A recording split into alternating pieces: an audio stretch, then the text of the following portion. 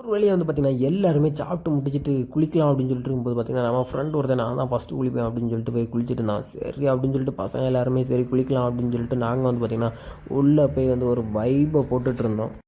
ஆமா நெத்தியில பட்டு வச்சு நெளிவரண ஜலகட்டி நெத்தியில பட்டு வச்சு நெளிவரண ஜலகட்டி.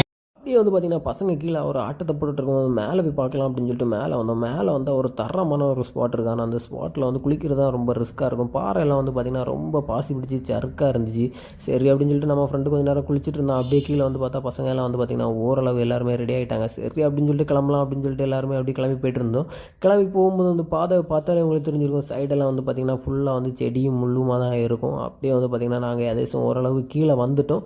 இந்த வீடியோ பிடிச்சிருந்தா அப்படி ஒரு லைக்கை தட்டி விடுங்க. இந்த லொக்கேஷன் எப்படி வரணும் எங்கே இருக்குது எல்லாமே வந்து பார்த்திங்கன்னா நான் வந்து ஃபுல் வீடியோ கொடுத்துருக்கேன். ஃபஸ்ட்டு கமெண்ட்டில் கொடுத்துருக்கேன். செக் பண்ணி பாருங்கள். ஒரு வழியாக வந்து பசங்க எல்லாம் கீழே வந்துட்டாங்க.